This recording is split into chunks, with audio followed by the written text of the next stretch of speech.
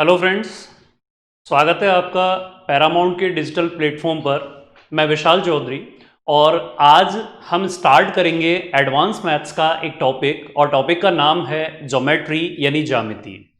सबसे पहले हम डिस्कस करेंगे कि इस ज्यामिति या ज्योमेट्री की हमें ज़रूरत क्यों महसूस हुई, क्यों हम इसे पढ़ते हैं, हमारी डेली लाइफ में इसका क्या यूज है, और फिर उसके बाद हम बात करेंगे कि एग्जाम में इससे रिलेटेड क्वेश्चंस क्या क्या होंगे। देखिए, एडवांस मैथ्स का मैं आपको बता दूं कि ये दिखने में आपको ऐसा लगेगा बहुत ही अजीब सा, क्योंकि मोस्टली स्टूडेंट डरता है एडवांस मैथ्स से। लेकिन अगर आप इसे अपनी डेली लाइफ से कनेक्ट करेंगे, जोड़ेंगे, तो आपको क्या मिलेगा कि ये वो मैथ्स है जो आपको आप कहीं ना कहीं अपने रोजमर्रा की जिंदगी में इसका यूज करते हैं। अब जैसे हम ज्योमेट्री की बात करें तो ज्योमेट्री दो शब्दों से मिलकर बना है। देखो, फर्स्ट है जियो, या इसको हम कहते हैं क्या, भूमि। और सेकंड है यहां जो मैट्री है, मैट्री वास्तव में जो बना है वो मैट्रन से बना है। और इस मैट्रन का मतलब क्या होता है, मीजरमेंट, और मीजरमेंट यानी मापन। तो इसका मतलब यहां बहुत सिंपल सा मतलब है ज्योमेट्री का कि ये भूमि के मापन के काम आता है। अब मैं आपको पीछे हिस्ट्री में लेके चलता हूं और हम बात करेंगे कि हमें इसकी जरूरत क्यों महसूस हुई। देखिए, पुराने टाइम में क्या होता था कि आदमी जंगल में रहता था। भाई, आदि मानव जो थे जंगल में रहते थे, गुफाओं में रहते थे, ठीक है, कुछ भी खा लिया, ठीक है, कहीं से भी जैसे पानी पी लिया, और उसके बाद अपनी आराम से लाइफ जो है वो जी रहे थे। फिर उनको लगा कि नहीं, लाइफ में एक स्टेबिलिटी, एक स्थिरता आनी चाहिए। तो उन्होंने क्या किया, उन्होंने घर बनाना स्टार्ट किया। लेकिन सिर्फ घर से काम नहीं चलता, खाने के लिए भी कुछ ना कुछ चाहिए। तो उन लोगों ने क्या किया कि उन्होंने खेती करना स्टार्ट किया। अब खेती के लिए जरूरत होती है पानी की, और पानी मिलता है हमेशा कहाँ, उनको नदियों के आसपास। तो उन्होंने नदियों के आसपास खेती करना स्टार्ट किया। धीरे धीरे उनकी कॉलोनी बसना स्टार्ट हुई, तो जगह कम पड़ने लगी, तो सभी को अपनी अपनी जगह फिक्स करने की जरूरत महसूस हुई। तो उन्होंने क्या किया कि किसी ने इस तरह से जमीन को घेर लिया, हाँ, किसी ने इस तरह से जमीन को घेर लिया, किसी पर्सन ने जमीन को इस तरह से घेर लिया, या कोई और आया तो उसने इस तरह से घेर लिया। तो अलग अलग तरीके से, अलग अलग आकृतियों में उन्होंने जमीन को घेरना स्टार्ट किया। तो जितने भी आकृतियां बनती गई, कितना क्षेत्रफल इनका होगा, यानी कितना एरिया उन्होंने कवर किया है, इसको भी मापने की आवश्यकता महसूस हुई। तब कुछ नियम बनाए गए, और उन नियम पर हमने ज्योमेट्री इसका निर्माण किया था। तो ये जितने भी शेप या जितनी भी आकृतियां आप देख रहे हो, इन सबको बनाने के लिए जरूरत महसूस होगी हमें किसकी, कुछ बेसिक नियमों की, कुछ बेसिक डेफिनेशंस की। तो हम सबसे पहले स्टार्ट करेंगे उन्हीं बेसिक डेफिनेशन से। और पहली जो हमारी बेसिक डेफिनेशन है वो क्या है कि आप जितनी भी आकृतियां देख रहे हैं, इन आकृतियों की कहीं ना कहीं से तो शुरुआत हुई होगी। और वो शुरुआत हम कहां से मानते हैं, पॉइंट या बिंदु। तो बिंदु या जो पॉइंट होता है, इससे किसी भी आकृति या किसी भी शेप की स्टार्टिंग होती है। तो इसे हम कह सकते हैं ज्यामिति की सबसे छोटी इकाई। इसे हम कहेंगे ज्यामिति की सबसे छोटी इकाई। It means smallest unit of geometry. जितने भी शेप्स आप देखते हैं वो सभी, उनमें पॉइंट ही होता है। आप अपने आसपास जब आप नजर दौड़ाएंगे तो आपको जितने भी यहां शेप्स नजर आएंगे वो सभी छोटे छोटे पॉइंट से बने हैं। अब बनते कैसे हैं, देखिए, इनसे किस तरह से बनेंगे कि अगर पॉइंट एक ही डायरेक्शन में चलते जाएं, तो एक ही डायरेक्शन में ऐसे पास पास पॉइंट होंगे, तो वो क्या बनाएंगे, एक लाइन यानी एक रेखा का निर्माण करेंगे। और अगर ये पॉइंट अपनी दिशा यहां पर परिवर्तित कर दें, यानी डायरेक्शन चेंज कर दें, तो ये कर्व यानी वक्र बनाएंगे। और जितने भी आप आगे शेप्स पढ़ेंगे, जितनी भी आकृतियां आप पढ़ेंगे, वो सब या तो उनमें कहीं ना कहीं लाइन होगा या कहीं ना कहीं कर्व होगा, यानी रेखा या वक्र आपको मिलेंगे। तो कुल मिलाकर हम ये कह सकते हैं कि जितनी भी आकृतियां या जितने भी शेप्स हमें मिलते हैं वो सब किससे बनते हैं? पॉइंट से बनते हैं। तो हमने कहा कि पॉइंट ज्यामिति की सबसे छोटी इकाई होगी। आप कहेंगे कि इसकी ना लंबाई होती है, ना चौड़ाई होती है, और ना ऊंचाई होती है।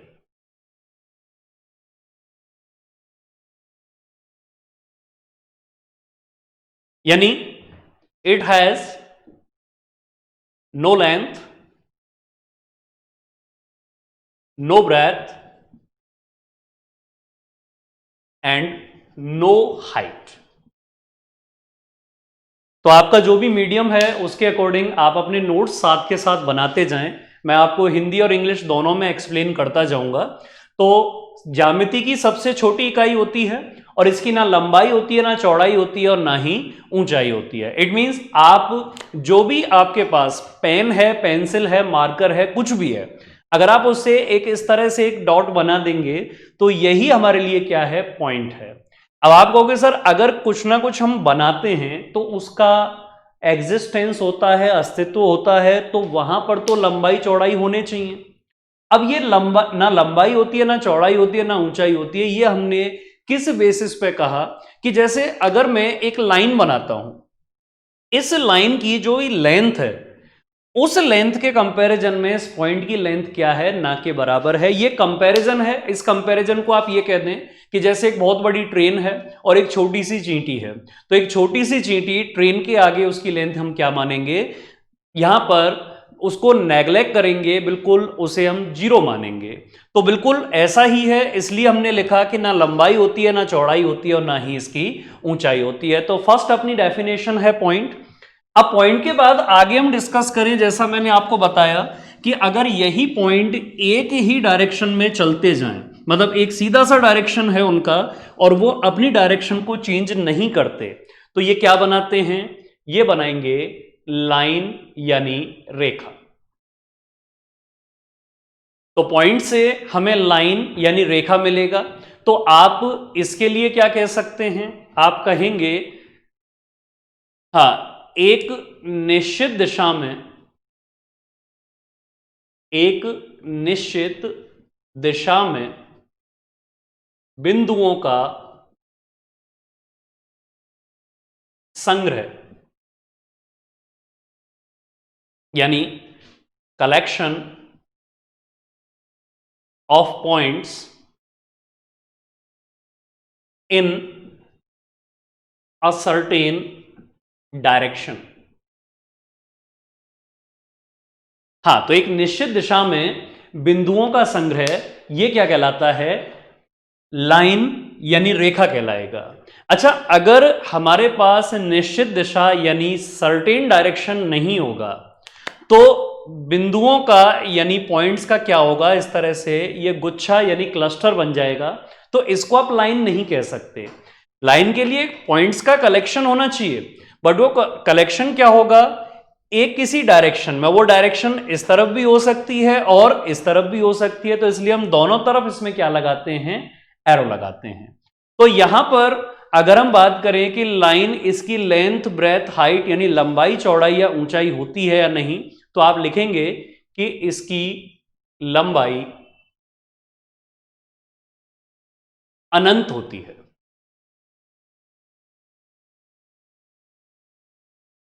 यानी इट हैज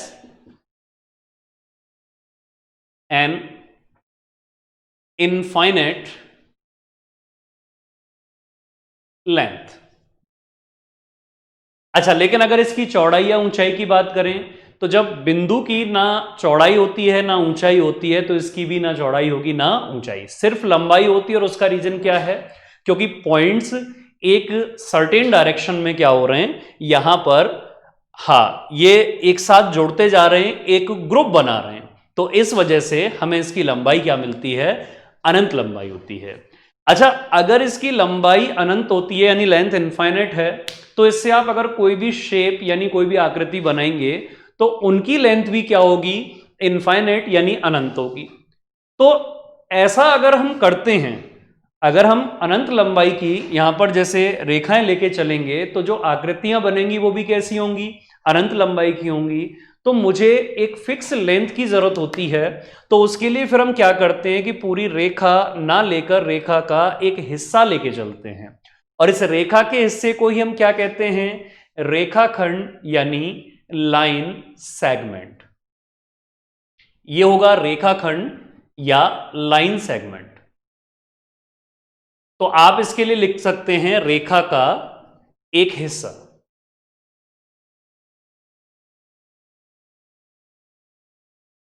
यानी a part of a line.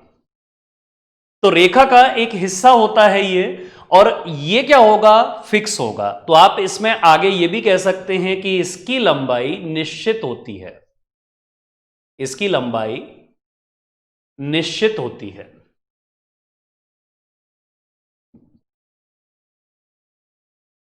Means it has a definite length. तो इसकी लंबाई निश्चित होती है, क्योंकि अगर रेखाखंड या लाइन सेगमेंट इसकी लंबाई निश्चित होगी तभी आप निश्चित यहां पर लंबाई की चौड़ाई की आकृतियां बना सकते हैं। ठीक है, ध्यान रखेंगे। तो पहली जो यहां पर आकृति बनेगी बिंदु से, वो क्या बनेगा, रेखा यानी लाइन बनेगा। अब बात करते हैं दूसरी आकृति आपको क्या मिलेगी। अगर यही बिंदु या यही पॉइंट्स अपनी डायरेक्शन चेंज कर दें, तो डायरेक्शन चेंज करने पर क्या होगा, ये आपको कुछ इस तरीके से नजर आएंगे, देखिए ऐसा। और अगर ये इस तरह से नजर आएंगे तो इस शेप को हम क्या कहते हैं, कर्व यानी वक्र। और जैसे आप सर्कल यानी वृत्त जो बनाते हैं वो किससे बनता है, इस कर्व यानी वक्र से। जब हम ठोस आकृतियों यानी सॉलिड शेप्स की बात करेंगे तो वहां पर जैसे आप पढ़ते हैं शंकु यानी कौन, तो इसमें भी कहीं ना कहीं यही कर्व होता है, लाइन भी मिलेगी कर्व भी मिलेगा, सब मिलेगा वहां पे। तो आगे चल के इन्हें भी हमें डिस्कस करना है। तो आगे जितनी भी आप ठोस आकृतियां यानी सॉलिड शेप्स पढ़ेंगे तो उनमें इन्हीं लाइन और इन्हीं कर्व्स का यूज होगा। तो यहां पर आप कह सकते हैं कि कर्व यानी वक्र क्या होता है, यहां पर इनमें जो बिंदुओं की दिशा है वो निश्चित नहीं होती। तो यहां हम कहेंगे कि कर्व वो लाइन है जिसमें बिंदुओं की दिशा निश्चित नहीं होती, और अगर दिशा निश्चित नहीं होगी तो ये आपको कुछ इस तरह का शेप मिलेगा, और इसकी लंबाई भी क्या होगी, अनंत होगी। हालांकि यहां से क्वेश्चन आपको नहीं मिलेगा, लेकिन इसके बारे में पहले हमें पता होना जरूरी है, क्योंकि अगर आपको इसके बारे में पता है तभी हम धीरे धीरे बाकी शेप्स को सीख सकते हैं यहां पर। तो याद रखना, बिंदु, बिंदु से हमें रेखा और वक्र यानी लाइन और कर्व ये मिलते हैं।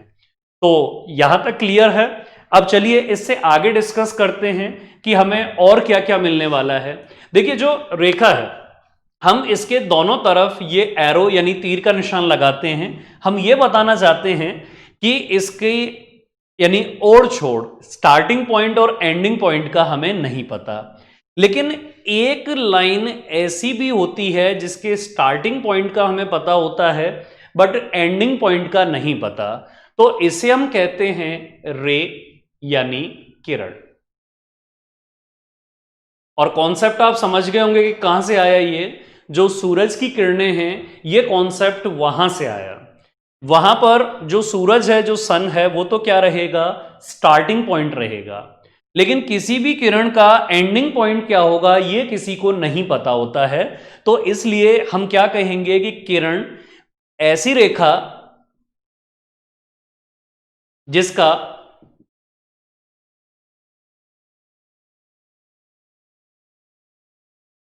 प्रारंभिक बिंदु, ऐसी रेखा जिसका प्रारंभिक बिंदु तो होता है लेकिन अंतिम बिंदु ज्ञात नहीं होता।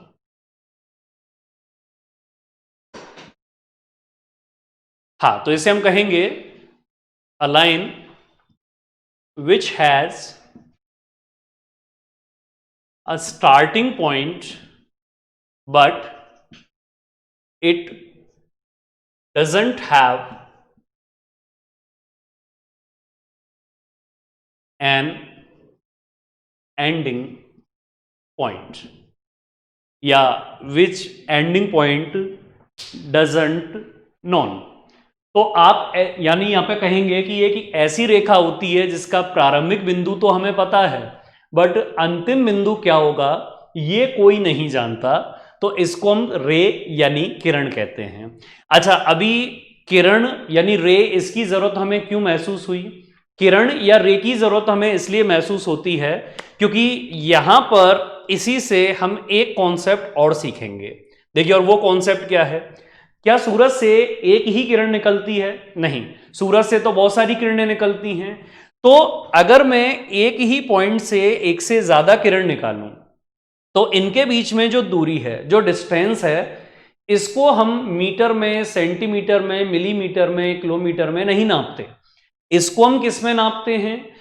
इस डिस्टेंस को हम नापते हैं या तो डिग्री, या तो इसको हम नापते हैं डिग्री, या इसी को हम नापते हैं रेडियन। हाँ, इसे या तो हम डिग्री में नापते हैं या फिर किस में नापेंगे? रेडियन में नापेंगे। तो इनके बीच में ये जो डिस्टेंस है, इस डिस्टेंस को हम क्या नाम देते हैं? इसे हम एंगल या कोण नाम देते हैं। तो ये जो कोण या एंगल जो कॉन्सेप्ट आया है, वो कॉन्सेप्ट कहां से आया? ये वास्तव में क्या होता है?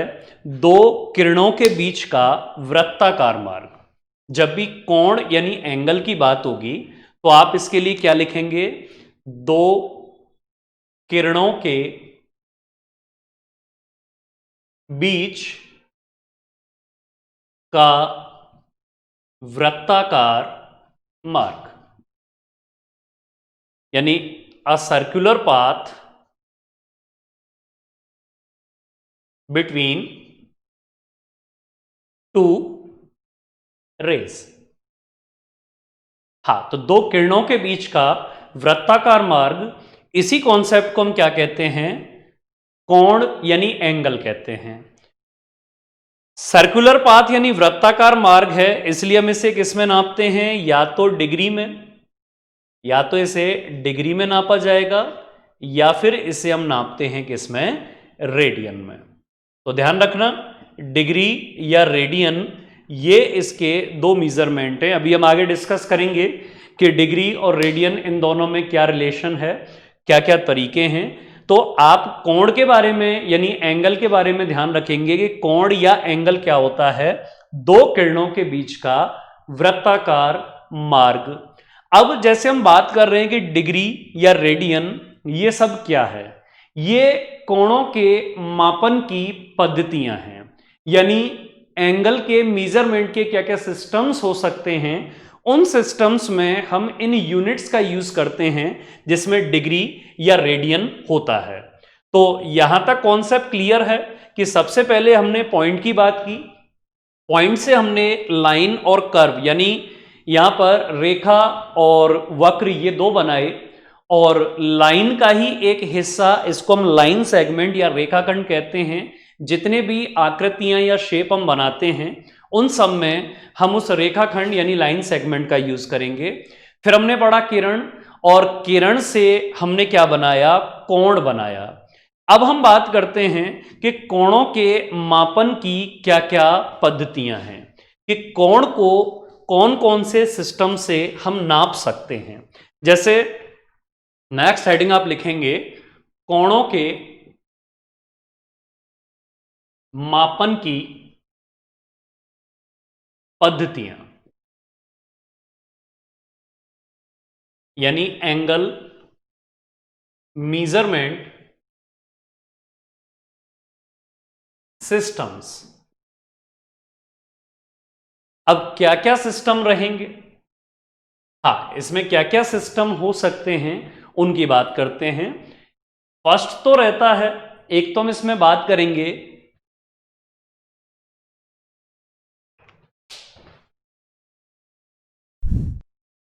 हाँ, तो फर्स्ट है, जैसे हम बात करेंगे ये ग्रेड सिस्टम, या इसको हम कहते हैं सेंटेसिमल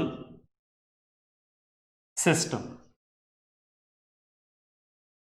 या इसको मैं जैसे कह दूं शतांश पद्धति। हाँ, तो सेंटेसिमल सिस्टम या शतांश पद्धति, इसको ही हम दूसरा नाम क्या देते हैं, इसी को हम कहते हैं ग्रेड सिस्टम। और ग्रेड जैसा आप जानते होंगे भाई, आपको स्कूल में जैसे ग्रेड मिले हैं, तो ग्रेड जो रहता है वो कितने पर चलता है, 100 पर। जैसे आप परसेंटेज पढ़ते हैं, तो परसेंटेज में जो सेंट वर्ड आता है वो किसके लिए आता है, 100 के लिए आता है। तो इसे हम कहते हैं शतांश पद्धति यानी ग्रेड सिस्टम।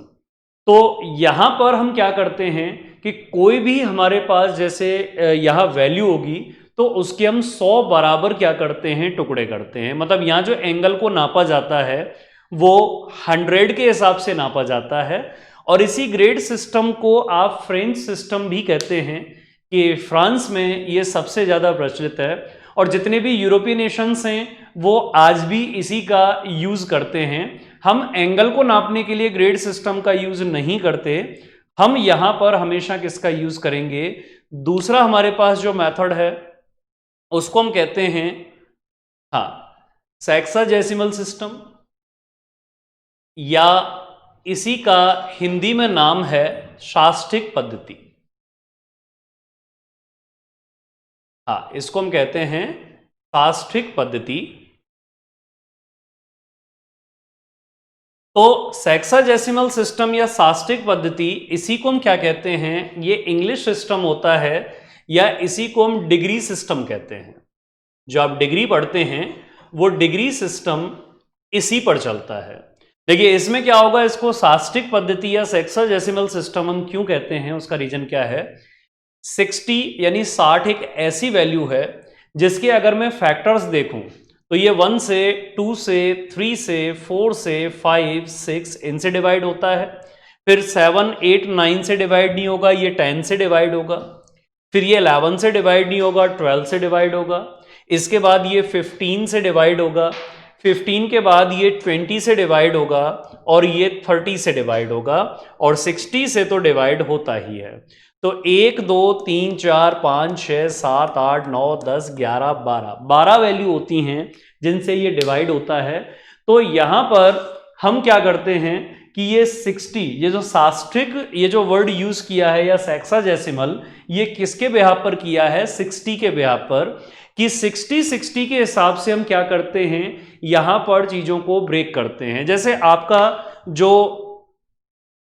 क्लॉक रहता है, या जो आपकी वॉच है, जो घड़ी रहती है, वो भी इसी सिस्टम पे चलती है।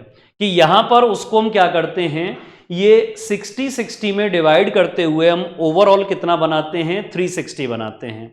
अब आपने गौर किया हो कि यहां पर 1 आवर में 60 मिनट ही लिए जाते हैं, वो इस सिस्टम की वजह से। और 1 मिनट में 60 सेकंड्स लिए जाते हैं। हाँ, इसी सिस्टम की वजह से हम ये इनका 60 और 60 का यूज करते हैं। और जितने भी क्लॉक रहते हैं, जितने भी वॉच हैं, वो सभी 60 मिनट और 60 सेकंड इसी कॉन्सेप्ट पे चलते हैं। यानी हम कह सकते हैं कि उनमें सेक्साजेसिमल सिस्टम होता है या डिग्री सिस्टम होता है। तो यहां हम कहते हैं, या हम ये कहेंगे कि एक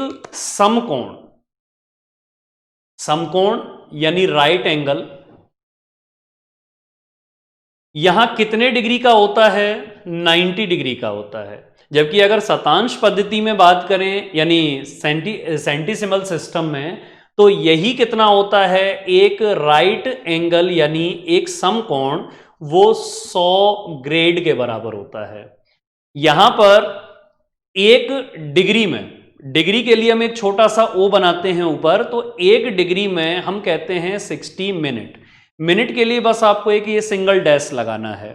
और एक मिनट ये किसके बराबर होगा, 60 सेकंड्स के बराबर होगा। वहीं ग्रेड सिस्टम की बात करें तो ग्रेड सिस्टम में क्या चलता है कि एक जो यहां पर मैं कह दूं राइट एंगल यानी समकोण 100 ग्रेड के बराबर होता है, और एक ग्रेड में यहां 100 मिनट माने जाते हैं, और एक मिनट में यहां 100 सेकंड। अब सुनने में बड़ा अजीब सा लगता है कि सर एक मिनट में तो 60 सेकंड ही होते हैं, और एक मिनट और यानी मैं ये कह दूं कि एक मिनट में 60 सेकंड हुए, और यहां जैसे हम 1 आवर में कहते हैं 60 मिनट, तो यहां तो 60-60 वाला जो चलता है वो हमेशा किस में रहेगा, आपको ये सेक्साडेसिमल सिस्टम यानी शास्त्रिक पद्धति में मिलेगा, और इसी को अंतरराष्ट्रीय पद्धति यानी सिस्टम इंटरनेशनल भी हम कहते हैं। तो हम इसके हिसाब से पढ़ेंगे, ना कि ग्रेड सिस्टम के हिसाब से। अच्छा, अब इसमें तीसरा जो रहेगा, तीसरा हम कहते हैं सर्कुलर सिस्टम। जो थर्ड हमें यहां पे डिस्कस करना है वो तीसरा सिस्टम रहेगा कोणों को मापने का, वो है सर्कुलर सिस्टम यानी वृत्तीय पद्धति,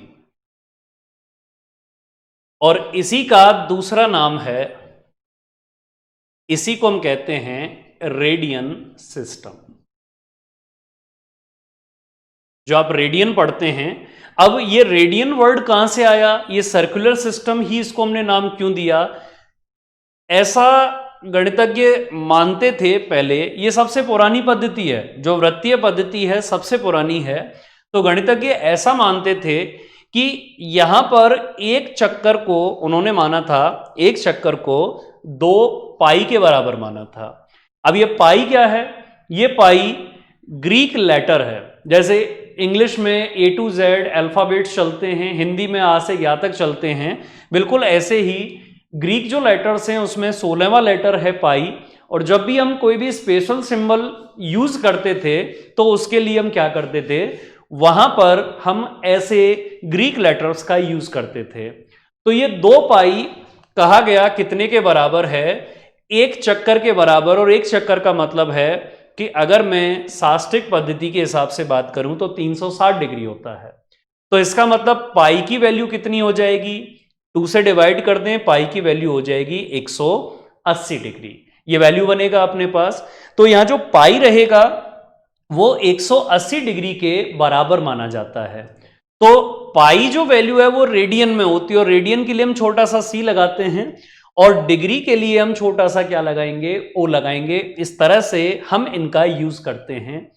अब आपसे क्वेश्चन पूछा जाता है, क्वेश्चन ये रहता है कि 1 रेडियन में कितने डिग्री होंगे। ये पाई रेडियन में तो 180 डिग्री, तो 1 रेडियन में कितने डिग्री होंगे, 180 बटा पाई डिग्री। और पाई की जगह जो हम यूज कर सकते हैं वो 22 बटा 7, और ये 22 बटा 7 वैल्यू किसने दिया था, ये आर्यभट्ट ने दिया था। यहां जब आप इसे डिवाइड करेंगे तो ये 11 हो जाएगा, ये 90 हो जाएगा, और 7 ऊपर मल्टीप्लाई हो जाएगा, तो वैल्यू बनेगी 630 डिवाइडेड बाई 11। अब 630 को अगर मैं 11 से डिवाइड करूं तो मुझे वैल्यू क्या मिलने वाला है, देखिए 11 से डिवाइड किया जाए तो 5 टाइम्स डिवाइड होगा 55, 8 7 टाइम्स डिवाइड होगा, और 3/11, यानी एक रेडियन में 57 डिग्री और 3/11 डिग्री इसमें और इंक्लूड होंगे। अब अगर इसी वैल्यू को मुझे मिनट और सेकंड तक लेके जाना हो तो 1 डिग्री में, जैसा बताया था कि 1 डिग्री में कितने मिनट होते हैं, 60 मिनट। तो हम यहां कहेंगे 3/11 डिग्री में कितने मिनट हो जाएंगे, इसे 60 से मल्टीप्लाई कर दें, और जब आप ऐसा करेंगे तो यहां से हमें वैल्यू मिलेगी 180 बटा 11, और इसे डिवाइड करें तो 1 टाइम डिवाइड होगा, 6 टाइम डिवाइड होगा, और साथ में 4/11, इतने मिनट हो जाएंगे। अब चलिए इस मिनट को भी हम कन्वर्ट कर लें, तो सभी जानते हैं 1 मिनट में कितने, 1 मिनट में 60 सेकंड। तो हम कहेंगे कि यहां पर 4/11 मिनट में कितने सेकंड्स हो जाएंगे, 60 इंटू 4/11 यानी 240/11। तो डिवाइड करें, 2 बार डिवाइड होगा, फिर 1 बार डिवाइड होगा, कितना बच गया, 9, 8 बार डिवाइड होगा, और इससे आगे अगर हम बात करें तो 1 टाइम और डिवाइड होगा, तो यानी इतने सेकंड्स। तो हम यहां कह सकते हैं कि 1 रेडियन किसके बराबर हो जाएगा, 1 रेडियन हो जाएगा 57 डिग्री इसके बाद मिनट कितने मिले थे कंप्लीट, 16 मिनट। इसके बाद सेकंड कितने मिले, 21.81 सेकंड्स। तो एक रेडियन 57 डिग्री 16 मिनट और 21.81 सेकंड के बराबर है। इसे याद कर लो, क्योंकि ये कॉन्सेप्ट आपसे पूछा जाता है एग्जाम में कि एक रेडियन कितने डिग्री के बराबर होगा। तो ये थे कोणों के मापन की पद्धतियां, कि कोणों के मापन की क्या क्या पद्धतियां होंगी। 3 हमने डिस्कस किए, और वो 3 क्या हैं। पहला हमने डिस्कस किया था सेंटेसिमल सिस्टम या शतांश पद्धति, यानी ग्रेड जिसको हम कहते हैं। सेकंड सेक्साडेसिमल सिस्टम यानी साष्टिक पद्धति, जिसको हम डिग्री सिस्टम कहते हैं। और तीसरा सर्कुलर सिस्टम यानी वृत्तीय पद्धति, जिसको हम रेडियन सिस्टम कहते हैं। और इनसे एक क्वेश्चन पूछा जाता है कि एक रेडियन डिग्री में कितना होता है। कई बार आपको 21.81 सेकंड की जगह इसे लगभग 22 सेकंड भी दे सकता है, क्योंकि सेकंड बहुत ही छोटी सी वैल्यू है अगर हम टाइम के अकॉर्डिंग बात करें। चलिए अब आगे डिस्कस करेंगे।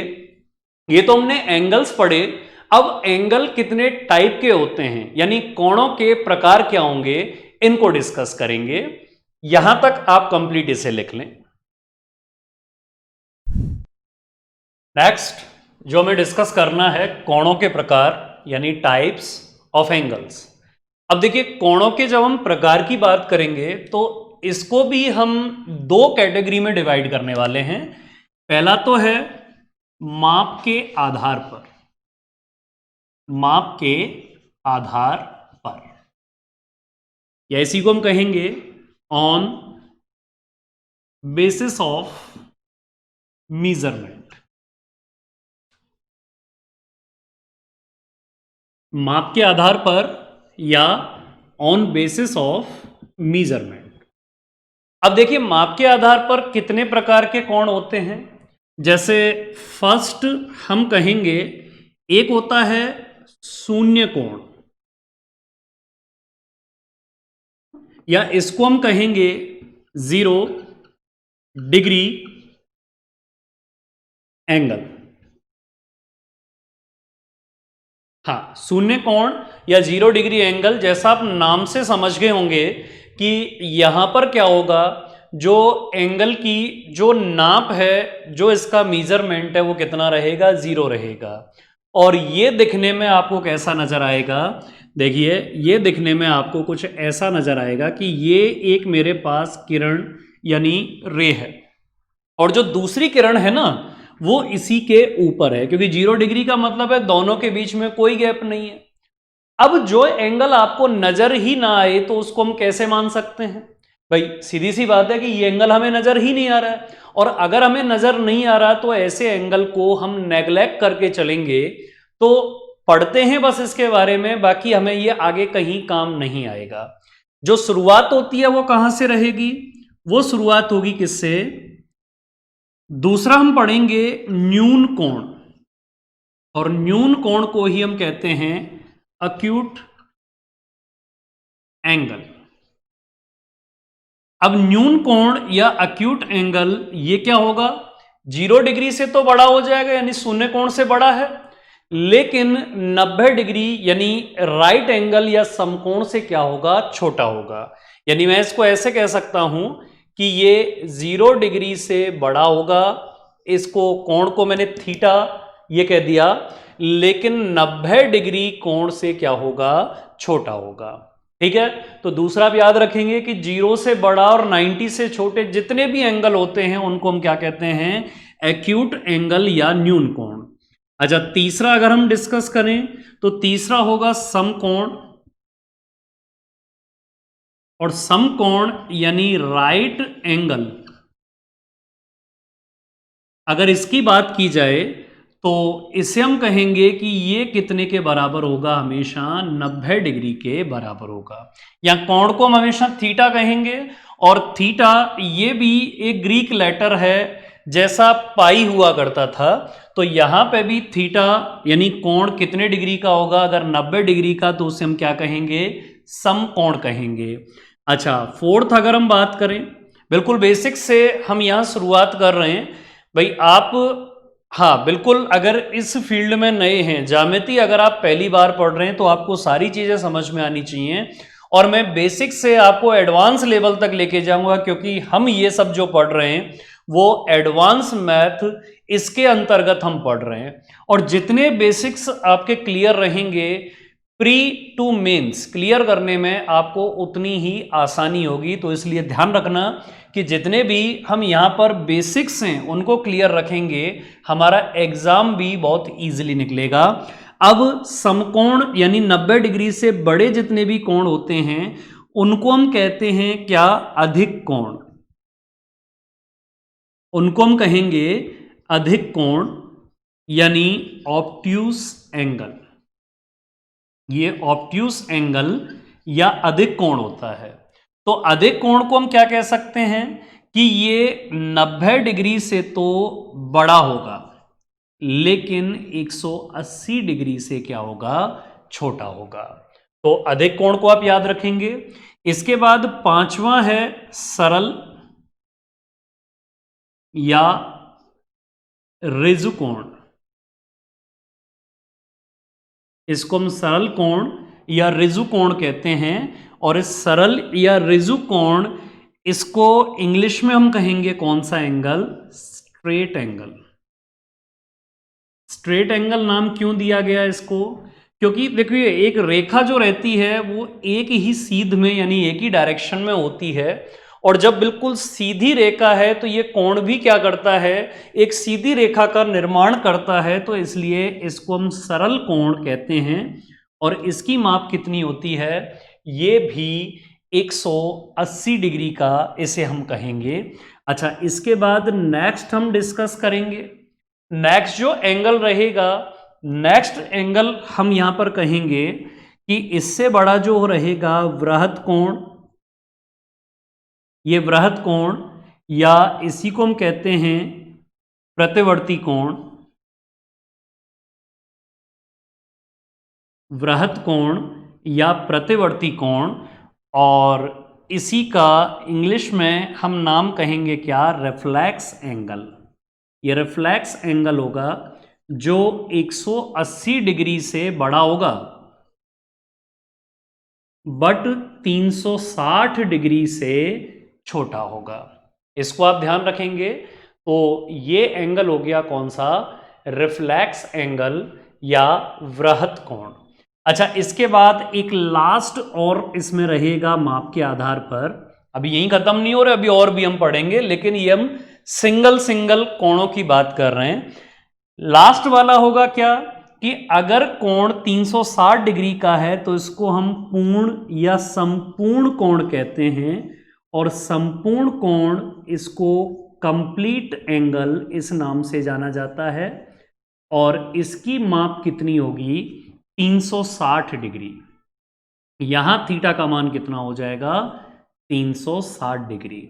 अब इसके साथ भी वही समस्या है कि यहां पर एक हमारे पास किरण है और दूसरी ऐसे घूम के वापस इसी जगह आ गई। हाँ, इसमें और 0 डिग्री एंगल में फर्क इतना है कि 360 डिग्री के कोण को यानी कंप्लीट एंगल को दर्शाने के लिए हम ये इस तरह से एक सर्कल जैसे बना देते हैं, और ये सर्कल या ये वृत्त क्या दर्शा रहा है कि ये पूरा कोण है, ये जो दूसरी किरण है, दूसरी जो रे है, वो पूरा घूमकर आई है, तब ये बना है।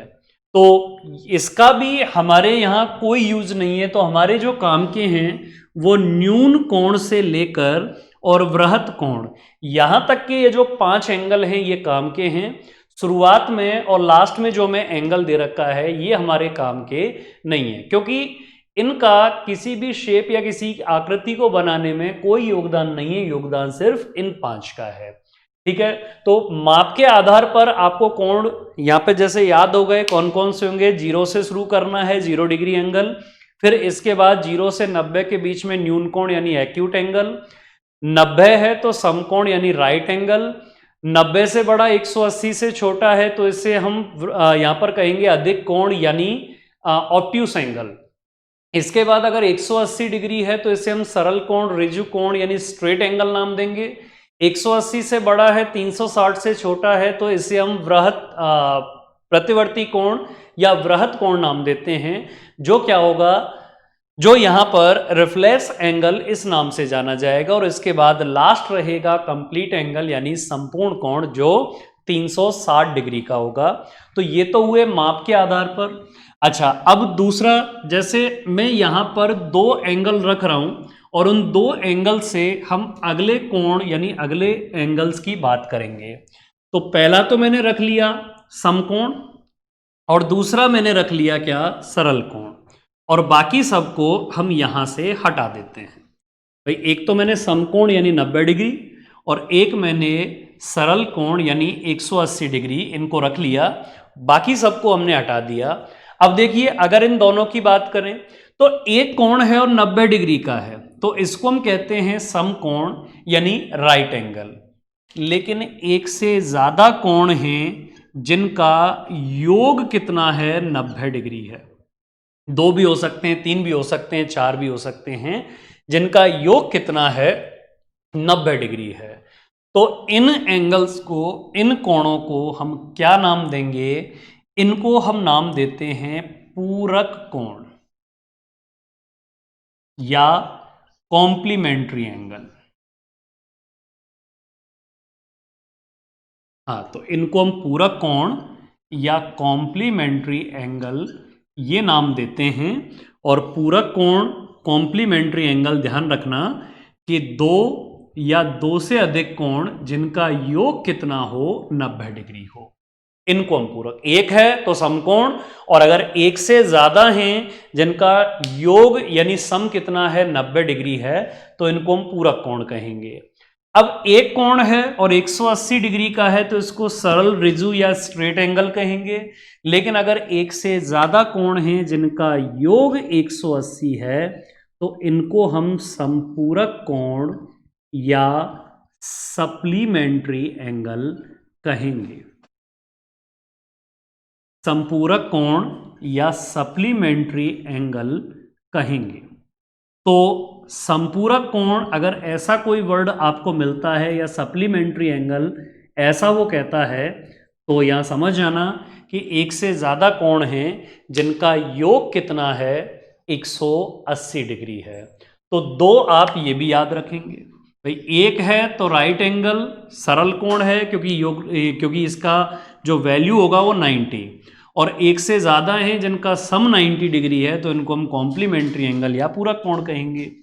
एक है 180 डिग्री का है तो सरल कोण या रिजु कोण, और एक से ज्यादा हैं जिनका योग यानी सम कितना होगा, 180 डिग्री होगा, तो इनको हम सप्लीमेंट्री एंगल्स यानी समपूरक कोण कहेंगे। तो माप के आधार पर तो ये कोण हुए। अब कुछ कोण ऐसे हैं जो रेखाओं के बीच बनते हैं, यानी एंगल बिटवीन लाइंस। तो अब सेकंड हम इसमें डिस्कस करेंगे कि रेखाओं के बीच बने कोण। यहां पर सेकंड हम बात करेंगे कि रेखाओं के बीच बने कोण। हाँ, तो नेक्स्ट आप लिखेंगे रेखाओं के बीच बने कोण, एंगल्स बिटवीन लाइंस। अच्छा, अब हमने यहां पर रेखा शब्द यूज नहीं किया, हमने रेखाओं यानी लाइन की जगह लाइंस ये वर्ड हमने यूज किया है। तो इसका मतलब एक से ज्यादा लाइन है। अब जो एक से ज्यादा लाइन होंगे वो आपको दो तरह से मिलेंगे, कि या तो वो एक दूसरे को प्रतिच्छेद कर रहे होंगे यानी इंटरसेक्ट कर रहे होंगे, या हो सकता है कि वो एक दूसरे को कभी भी प्रतिच्छेद यानी इंटरसेक्ट ना करें। तो अगर एक दूसरे को प्रतिच्छेद कर रहे हैं, इंटरसेक्ट करते हैं, तो यहां इनको हम कहते हैं प्रतिच्छेदी रेखाएं। हाँ, इनको हम कहते हैं प्रतिच्छेदी रेखाएं या इंटरसेक्टिंग लाइंस। ठीक है, ट्रांसवर्जल लाइंस ये भी हम इनके लिए वर्ड यूज कर सकते हैं। दूसरे, जब एक दूसरे को प्रतिच्छेद नहीं करेंगे यानी कहीं भी नहीं काटेंगे, तो इनको हम कहते हैं समांतर रेखाएं। ये होती हैं समांतर रेखाएं। और जब भी समांतर रेखाओं इनकी बात करेंगे तो इनके लिए हम वर्ड यूज करते हैं पैरेलल, यानी ये होती हैं पैरेलल लाइंस।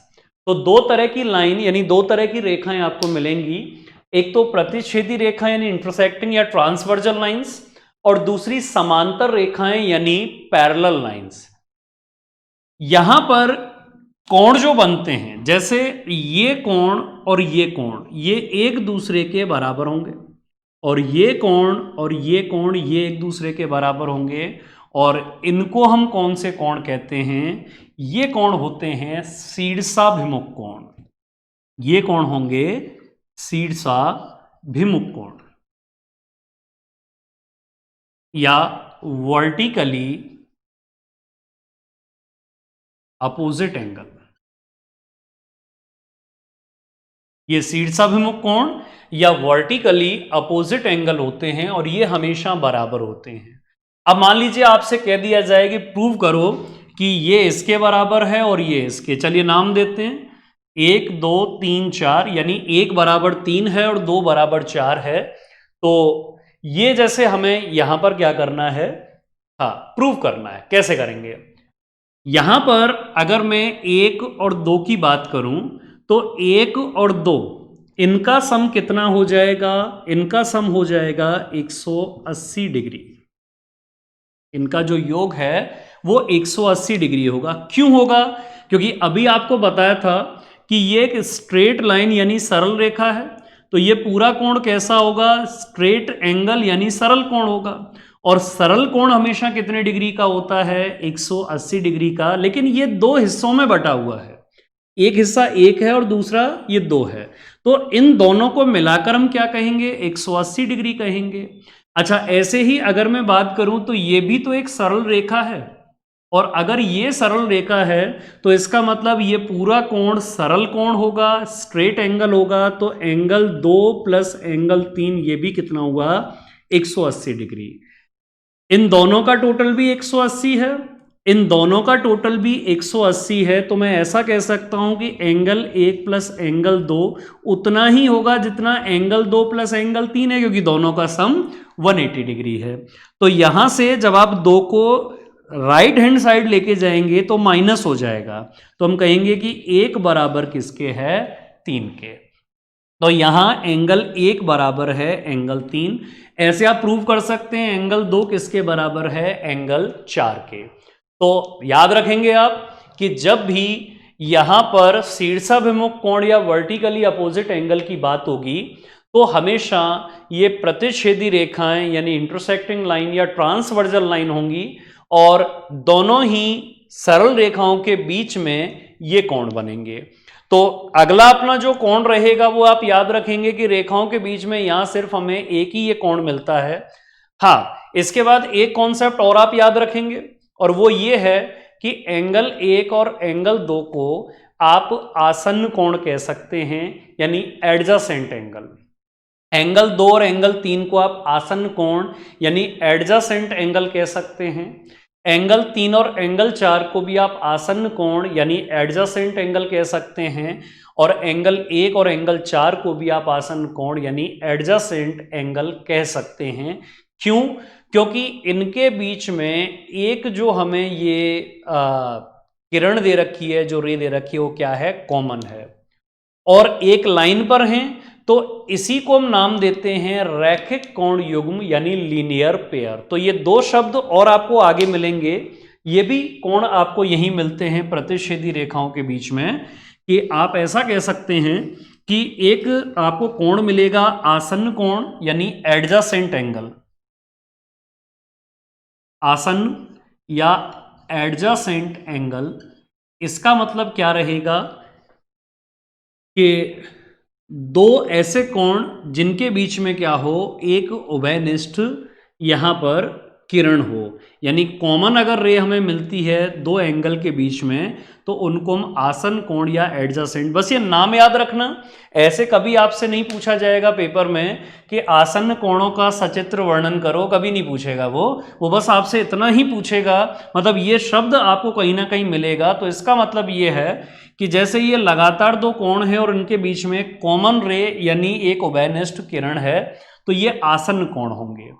और एक ही लाइन में है तो इसको हम कहते हैं कि ये जो इनका पेयर है वो लीनियर पेयर यानी रैखिक कोण युग्म है। ये लीनियर पेयर या रैखिक कोण युग्म है।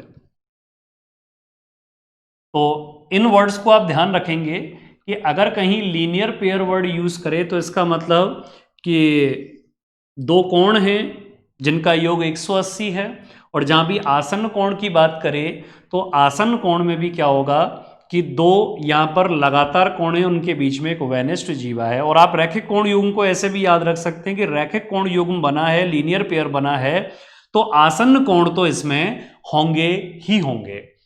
दूसरा अब हम बात करेंगे पैरेलल लाइंस यानी समांतर रेखाएं। अब इनके बीच में कौन कौन से कोण बनते हैं?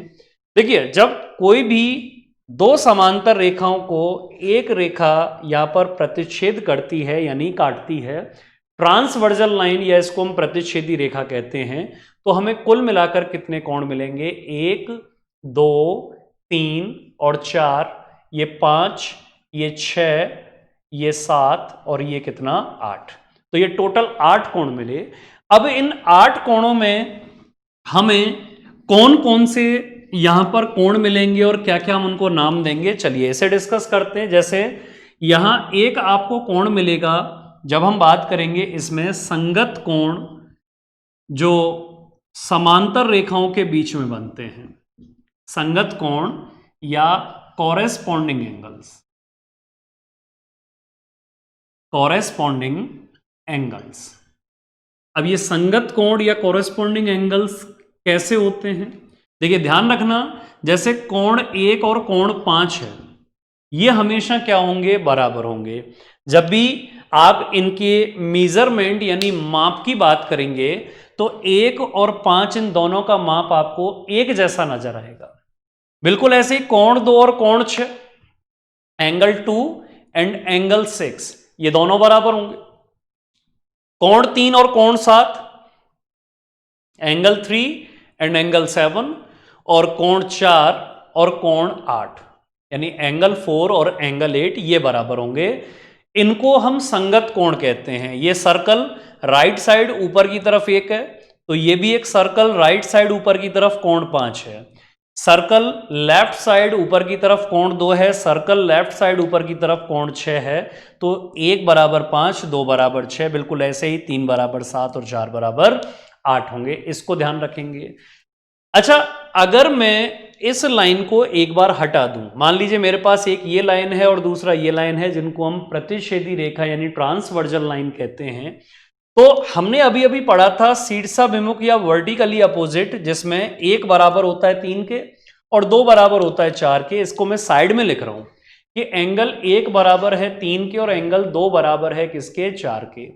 ऐसे ही एंगल 5 बराबर है 7 के और एंगल 6 बराबर है किसके? 8 के। किसके हिसाब से?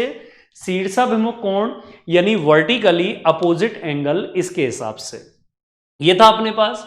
अब देखिए, 1 बराबर है 3 और 1 बराबर है 5, मतलब एंगल 1 एंगल 3 के इक्वल है और एंगल 1 ही एंगल 5 के इक्वल है। तो ये ऐसा कह रहा है कि एंगल 3 और एंगल 5 कैसे हो जाएंगे?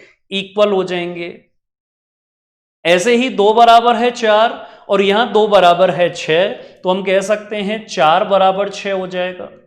ठीक है, फिर से 1 बराबर है 3 और 3 बराबर है 7, 1 बराबर है 3 और 3 बराबर है 7, तो इसका मतलब 1 बराबर हो जाएगा 7 के। एंगल 1 और एंगल 7 इक्वल हो जाएंगे। इसके बाद 1 बराबर, ये 2 बराबर है 4 और 4 बराबर है 8, तो इसका मतलब 2 बराबर हो जाएगा किसके? 8 के। ये बनेगा अपने पास। तो ये 4 एंगल और बने, जैसा इसमें हमने कहा कि 3 बराबर है 5 और 4 बराबर है 6। फिर हमने कहा कि 1 बराबर 3 और 3 बराबर 7, तो इसका मतलब 1 बराबर 7, और 2 बराबर 4 और 4 बराबर 8 है, तो इसका मतलब 2 बराबर कितने हो जाएगा? 8 के। और ये जितने भी एंगल हमने निकाले हैं, इन्हीं को हम नाम देते हैं एकांतर कोण यानी अल्टरनेट एंगल। हाँ, अल्टरनेट एंगल ये जो आप वर्ड सुनते हैं एकांतर कोण इनको हम कहेंगे, और ये आपके सामने है कि ये एकांतर कोण यानी अल्टरनेट एंगल हमने कैसे निकाले कि हमने संगत कोण और शीर्षाभिमुख कोण यानी corresponding angle and vertically opposite angle, इन दोनों की हेल्प से हमने अल्टरनेट एंगल निकाले।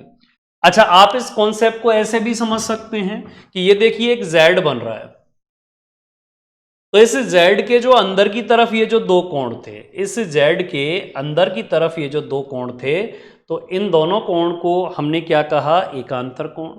एक उल्टा जेड बन रहा है, ये उल्टा जेड है, तो इस जेड के अंदर की तरफ ये 4 और 6 हैं, तो 4 बराबर 6, ये भी एकांतर कोण। देखिए ये जो जेड बन रहा है, इस जेड के बाहर की तरफ 1 है और इस तरफ कौन सा है, 7। ये जेड बना, जेड के बाहर की तरफ ये वाला एंगल और इधर बाहर की तरफ ये वाला एंगल, तो 1 बराबर 7। और ये जो उल्टा जेड है, इसमें इसके बाहर की तरफ ये और इसके बाहर की तरफ ये वाला एंगल, यानी 2 बराबर किसके है, 8 के। ये जैसे हमें मिले, तो इनको तो हम कहते हैं अंतः एकांतर कोण, यानी इंटीरियर अल्टरनेट एंगल। और ये होते हैं बाह्य एकांतर कोण, यानी एक्सटीरियर अल्टरनेट एंगल। तो हम जो यहां पर यूज में लेंगे वो अंतः एकांतर यानी इंटीरियर अल्टरनेट एंगल को लेंगे, एक्सटीरियर अल्टरनेट यानी बाह्य एकांतर कोण का हम यूज नहीं करते हैं, इसका ध्यान रखना है आपको। अब नेक्स्ट जो दो एंगल हैं वो कौन कौन से होंगे, हाँ नेक्स्ट हम बात करेंगे, थर्ड है अपने पास अंतः कोण या इंटीरियर एंगल।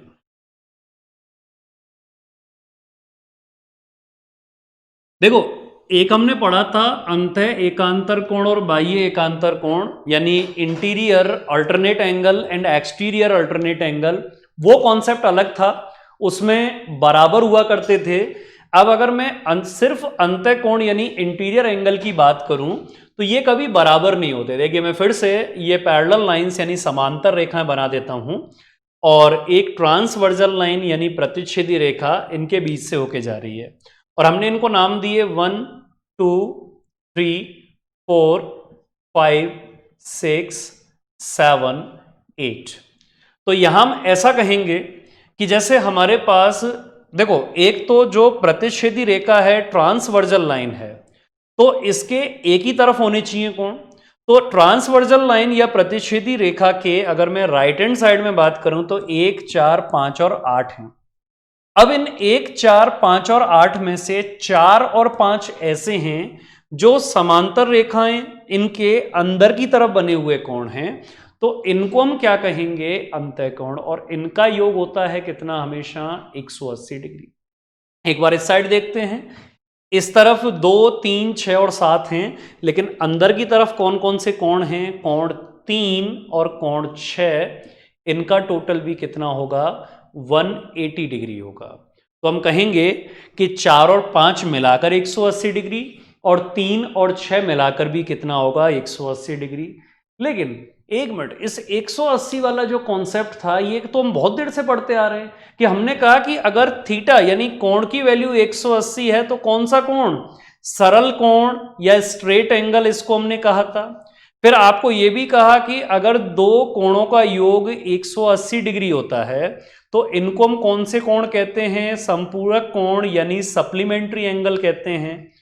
फिर हमने ये भी पढ़ा कि अगर एक स्ट्रेट लाइन पर दो एडजेसेंट एंगल हैं, यानी एक सरल रेखा पर दो आसन्न कोण हैं, तो इसे हम रैखिक कोण युग्म कहते थे, यानी लीनियर पेयर। और इसमें भी क्या होता है, रैखिक कोण युग्म या लीनियर पेयर में भी क्या होता है कि टोटल कितना होगा, 180 डिग्री होता है।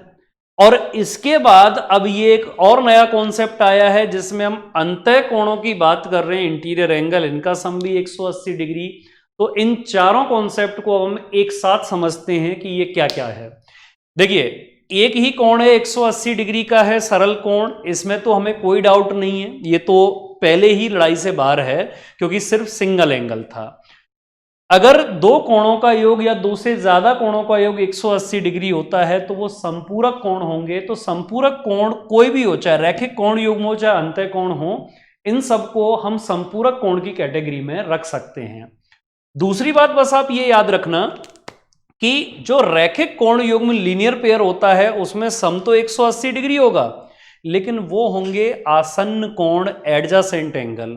और आसन्न कोण या एडजासेंट एंगल के लिए मैंने आपको क्या बताया था, आपको बताया था कि इनके बीच में एक कॉमन क्या होगी, यहां पर इनके बीच में एक कॉमन यहां पर किरण होगी, और ये एक, जैसे हमने ये लाइन कह दी, इस लाइन पर ये दोनों बने हुए हैं, तो इसको हम लीनियर पेयर यानी रैखिक कोण युग्म कहते हैं, क्योंकि एक ही लाइन पर दो आसन्न कोण हैं। अब आसन्न कोण तो ये भी हैं, ठीक है, लेकिन जो इनकी जो किरण है, उभयनिष्ठ जो यहां पर जीवा है, वो इन दोनों में ये अलग अलग है। भाई देखो, ये तो इन दो से बना है और ये इन दो से बना है, तो यहां पर कोण 4 और कोण 5 की हम बात करें तो इनको हमने अंतः कोण नाम क्यों दिया, क्योंकि ये एक लीनियर पेयर रैखिक कोण युग्म में नहीं है। भाई ये आसन्न कोण होंगे, लेकिन ये रैखिक कोण में नहीं है, क्योंकि एक लाइन पर नहीं है, ये अलग अलग जगह पर स्थित हैं। तो अगर एक ही लाइन पर है तो रैखिक कोण युग्म कहलाएगा, और इस तरह से अलग अलग हैं, दूर दूर हैं ये, तो इनको हम क्या कहेंगे, हमेशा अंतः कोण। लेकिन रैखिक कोण युग्म यानी लीनियर पेयर हो या अंतः कोण हो, इन दोनों का योग हमेशा कितना होता है, 180 डिग्री होता है। इस बात का आप ध्यान रखेंगे, ठीक है। तो ये हुआ अंतः कोण। अब अंतः कोण के बाद अगला आता है बहिष्कोण। अंतः कोण के बाद अगला कोण आता है कौन सा, बहिष्कोण, यानी एक्सटीरियर एंगल। अब आप समझ गए होंगे, अंतः कोण से ही ये कॉन्सेप्ट आपके समझ में आ रहा होगा कि अंतः कोण के अकॉर्डिंग अगर मैं इसकी बात करूं तो देखो, ये दो समांतर रेखाएं हैं, इनके बाहर की तरफ ये दो एंगल बने हैं, तो एंगल 1 और एंगल 8 ये बराबर नहीं होते, लेकिन इनका योग 180 डिग्री होता है। ऐसे ही एंगल 2 और एंगल 7 ये बराबर नहीं होते, लेकिन इनका सम कितना होता है, 180 डिग्री होता है। तो अंदर की तरफ जो बनेंगे तो अंतः कोण यानी इंटीरियर एंगल, और जो बाहर की तरफ बनेंगे तो उनको हम बहिष्कोण यानी एक्सटीरियर एंगल कहेंगे। तो समांतर रेखाओं के बीच में टोटल 4 हमने कोण पढ़ लिए। 2 तो बराबर होते हैं, कौन कौन से, संगत कोण यानी कॉरेस्पॉन्डिंग एंगल, और दूसरा एकांतर कोण यानी अल्टरनेट एंगल। तो ये तो हमेशा क्या होते हैं, बराबर होते हैं, जैसा हमने अभी चेक किया था कैसे बराबर हो पाते हैं ये। और दूसरा हमने बात की अंतः कोण और बहिष्कोण। तो अंतः कोण या बहिष्कोण ये बराबर नहीं होते, लेकिन इनका सम 180 डिग्री होता है, और ये लीनियर पेयर में यानी रैखिक कोण युग्म में नहीं होते, ये अलग अलग जगह पर स्थित होते हैं। इस बात का आप यहां पर ध्यान रखेंगे। तो इस तरह से हमने कुल मिलाकर कितने कोण पढ़े, कि माप के आधार पर हमने 7 कोण पढ़े थे, और फिर उन्हीं में 2 हमने योग के हिसाब से पढ़े, पूरक और संपूरक। तो ऐसे करके 9 कोण तो हमने पढ़े थे माप के आधार पर। फिर रेखाओं के बीच में हमने कुल मिलाकर कितने कोण पढ़े, रेखाओं के बीच में एक तो जब हम ट्रांसवर्जल लाइन यानी प्रतिच्छेदी रेखाओं की बात करते हैं तो वहां पर आता है शीर्षाभिमुख कोण, और जब हम समांतर रेखाओं की बात करते हैं तो यहाँ 4 और आते हैं, तो ऐसे करके 5 कोण ये हो गए। तो कुल मिला के हमारे कोण कितने हो गए, 14 यानी 14 कोण हमने अब तक पढ़ लिए हैं। और इनमें से 12 कोण, अगर मैं शून्य कोण और संपूर्ण कोण यानी 0 डिग्री एंगल और कंप्लीट एंगल को बाहर कर दूं, तो मुझे यहां से कुल मिलाकर क्या 12 कोण ऐसे होंगे जिनको हम आगे क्वेश्चंस में यूज करेंगे। तो चलिए अब बढ़ते हैं क्वेश्चंस की तरफ कि यहां से क्या क्वेश्चन मिलेगा। चलिए क्वेश्चन एक डिस्कस करते हैं। ये आपकी स्क्रीन पर एक क्वेश्चन है, जो कोण अपने पूरक कोण का 2/3 है उसमें कितने अंश हैं, यानी value of the angle which is 2/3 of its complementary angle is. अब सबसे पहले तो कॉम्प्लीमेंट्री एंगल यानी पूरक कोण क्या होता है, एक बार हमें वो याद रखना है। यानी अगर 2 या दो से ज्यादा एंगल हैं जिनका योग 90 डिग्री है, उनको हम क्या कहते हैं? पूरक कोण। और इसने बोला है कि एक कोण अपने पूरक कोण का 2/3 है। आप इसे रेशियो का क्वेश्चन मान सकते हैं, या फिर मैं इसको अगर एक्स से सॉल्व करूं, मैं कह दूं कि एक जो हमारे पास एंगल है वो एंगल एक्स डिग्री है। अब इस एक्स डिग्री का 2/3 कितना हो जाएगा? 2/3 एक्स डिग्री, ये दूसरा एंगल है। और अगर ये पूरक कोण है तो पूरक कोण का मतलब है इन दोनों का योग कितना होगा? 90 डिग्री हो जाएगा। या तो आप इसको ऐसे सॉल्व कर लो। अब जैसे दोनों का एलसीएम कितना हो जाए भाई, यहां कुछ भी नहीं है तो 1 यहां पर सपोज कर सकते हैं। तो 3x प्लस 2x ये कितने हो जाएंगे? कुल मिला के 5x हो जाएंगे। तो हम कहेंगे कि ये कुल मिला के 5x/3 डिग्री होगा, जो 90 डिग्री के बराबर है। एक बार फिर से, कि अगर एक कोण x डिग्री है तो x का ही 2/3 है दूसरा कोण, और ये दोनों कोण पूरक यानी कॉम्प्लीमेंट्री हैं, तो इनका सम कितना होना चाहिए? 90 होना चाहिए। तो यहां पर हमने जब इनको जोड़ा तो 3x प्लस 2x 5x हो जाएगा, नीचे 3 है जो 90 डिग्री के बराबर है। तो x का वैल्यू कितना हो जाएगा? x का वैल्यू हो जाएगा 3 इधर जाके गुणा होगा और 5 से हम डिवाइड करेंगे, तो ये कितना वैल्यू बनेगा? 54 डिग्री। अब ये कौन से एंगल की बात कर रहा है? ये उस एंगल की बात कर रहा है कि जो अपने पूरक कोण का 2/3 है। तो ये तो हमें x मिला है, मतलब ये तो x का वैल्यू मिला है, हमें तो ये वाला वैल्यू निकालना था। तो अगर x का वैल्यू 54 डिग्री है तो मैं कहूंगा कि 2/3x कितना हो जाएगा? इस 54 डिग्री को 2/3 से मल्टीप्लाई कर दो तो हमारे पास वो वैल्यू कितनी होगी? 36। तो जो अपना आंसर हो जाएगा वो 36 डिग्री। अब आप कहते हो कि सर ये अच्छा नहीं लगा, ये इस तरह से इतनी सारी कैलकुलेशन हमें करनी पड़ी। और काफ़ी स्टूडेंट्स ऐसे होते हैं जिनको एक्स के नाम से चिढ़ होती है कि साहब एक्स नहीं आना चाहिए, बाकी कुछ भी आ जाए यहाँ पे। तो इसी क्वेश्चन को आप रेशियो से भी सॉल्व कर सकते हैं। अब रेशियो के हिसाब से कैसे सॉल्व करेंगे? देखिए, इसने कहा कि एक एंगल अपने कॉम्प्लीमेंट्री एंगल का 2/3 है, तो उस एंगल को अगर मैं 1 मान लूं तो 1 के रेस्पेक्ट में वो कितना है? 2/3। और अब अगर आप रेशियो निकालना चाहें तो दोनों तरफ 3 से गुणा कर दें, और जब आप यहां 3 से गुणा करेंगे तो 3 से गुणा करने पर आपको वैल्यू क्या मिलेगी? कि ये तो हो जाएगा 3, और इधर 3 से गुणा करने का मतलब है ये हो जाएगा 2। यानी उन दोनों कोणों का जो यहां पर अनुपात आएगा वो अनुपात 3:2 है। और हमें इतना पता है कि अगर पूरक कोण है तो दोनों का टोटल कितना हो जाएगा? 90। यानी 3 और 2 हमारे हिसाब से तो 5 है, लेकिन क्वेश्चन के हिसाब से यही वैल्यू 90 डिग्री है। तो 1 बराबर 1 डिग्री किसके इक्वल हो जाएगा? 1 डिग्री हो जाएगा 90/5 यानी 18 के, यानी 1 बराबर 18 डिग्री हो जाएगा।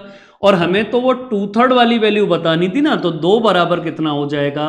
18 का डबल 36 डिग्री। तो हम कहेंगे वो जो एंगल है जिसके बारे में पूछा गया है वो 36 डिग्री का एंगल है। तो ये क्वेश्चन था, बहुत आसान क्वेश्चन है, सिर्फ ये वार्म अप क्वेश्चन है। आप ऐसे भी उम्मीद ना करें एग्जामिनर से कि इतना आसान क्वेश्चन वो आपसे पूछेगा। ये बस हम इसलिए पढ़ रहे हैं जिससे हमें थोड़ा सा यहाँ पर ये जो हमने डिस्कस किया था जितना भी, उसकी एक प्रैक्टिकल नॉलेज हो। चलिए नेक्स्ट क्वेश्चन की बात करते हैं। जैसे नेक्स्ट क्वेश्चन है, कोई कोण अपने पूरक कोण से 16 डिग्री अधिक है। हाँ, क्वेश्चन है value of the angle which is 16 degree greater than its complementary angle. पूरक कोण से 16 डिग्री अधिक है तो कोण का मान ज्ञात करना है। फिर से पूरक कोण, और जब भी पूरक कोण की बात होगी तो इनका हमेशा योग कितना होता है? 90 डिग्री होता है। तो मैं कहूं कि अगर एक एंगल x डिग्री है तो दूसरा x प्लस कितना है? 16 है। भाई एक कोण अपने पूरक कोण से 16 डिग्री अधिक है। अब जिस कोण की बात हो रही है वो x प्लस 16 है, और उसका पूरक कोण कितना है? x है। और इन दोनों का सम कितना होना चाहिए? 90, क्योंकि दोनों पूरक कोण हैं। तो मैं कहूंगा कि 2x प्लस 16 ये 90 है। तो यहां से 2x का वैल्यू कितना हो जाएगा 90 माइनस 16, हाँ 90 माइनस 16, तो यहां से 2x का वैल्यू हम कह सकते हैं 80, 10 कम करोगे 80 और 6 कम करोगे तो ये हो जाएगा 74, और यहां से x का वैल्यू होगा 74/2 37 डिग्री। बट ये तो x का वैल्यू आया है, आपसे x का वैल्यू नहीं पूछा, आपसे पूछा है वो कोण जो अपने पूरक कोण से कितना ज्यादा है 16 डिग्री ज्यादा है। और अगर मैं x का वैल्यू 37 कह रहा हूं तो x प्लस 16 यानी 37 प्लस 16 कितना हो जाएगा 53 डिग्री हो जाएगा। तो जिस कोण की बात हो रही है वो कोण कितने डिग्री का है 53 डिग्री। फिर से वही बात कि सर x से चिढ़ है बस हमें x नहीं चाहिए, इसके अलावा आप बता दो हम मान लेंगे। तो देखिए एक एंगल है, मतलब यहां पर जैसे जितने डिग्री का होगा दूसरा उससे 16 डिग्री ज्यादा है और दोनों का टोटल कितना है 90। अगर मैं 16 को दूसरी तरफ ले जाके माइनस कर दूं, देखो यहां एक कॉन्सेप्ट समझना कि अगर मैं इस 16 को दूसरी जगह ले जाके माइनस कर दूं तो इसका मतलब फिर तो दोनों एंगल बराबर बराबर हो जाएंगे ना, यानी दोनों का सम कितना हो जाएगा, दोनों का सम यहां पर हमेशा बराबर हो जाएगा। तब तो अगर कभी भी कम या ज्यादा की बात करें, जब ज्यादा की बात करें तो जितना ज्यादा है उसे दूसरी साइड ले जाके घटा दो, और जब भी कम की बात करें तो दूसरी साइड ले जाके जोड़ दो, तब दोनों एंगल कैसे हो जाते हैं बराबर। तो अभी कह रहा है कि कोई कोण अपने पूरक कोण से 16 डिग्री अधिक है, तो अधिक दूसरे साइड जाके क्या होना चाहिए घटना चाहिए। तो यहां हम क्या कहेंगे कि पहले तो 90 में से 16 घटा दो, और ऐसा करोगे तो क्या बचेगा 74 डिग्री बचेगा। और अब वो दोनों एंगल बराबर हो गए, और बराबर हो गए तो जो भी वैल्यू मिलेगी उसका आधा कर दो, तो यहां से हमें एक एंगल मिल जाएगा वो 37। लेकिन जिसकी बात हो रही है वो 16 डिग्री ज्यादा है, तो यहां पर उस एंगल या उस कोण की मैं बात करूं तो 37 प्लस 16 डिग्री, तो टोटल कितना हो जाएगा 53 डिग्री का हो जाएगा। तो इसका ध्यान रखना है। तो ये सिर्फ वार्म अप क्वेश्चंस थे कि आपको 2 क्वेश्चन बस हमने यहां डिस्कस किए। अब इससे आगे हम हर तरह का क्वेश्चन पढ़ेंगे। तो आज की क्लास में बस इतना ही।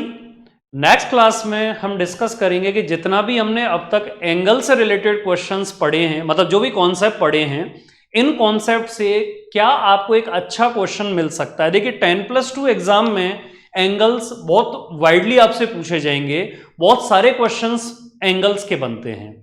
लेकिन जब हम CGL, CPO इन एग्जाम्स की तरफ जाते हैं तो वहां पर क्वेश्चन आपको बंद आकृति यानी क्लोज्ड फिगर से मिलेगा, जो हम आगे लाइंस एंड एंगल्स यानी रेखाएं एवं कोण, इनसे आगे हम बढ़ते हैं। तो चलिए आज के लिए इतना ही। नेक्स्ट वीडियो में आपसे फिर मुलाकात होगी। Thank you.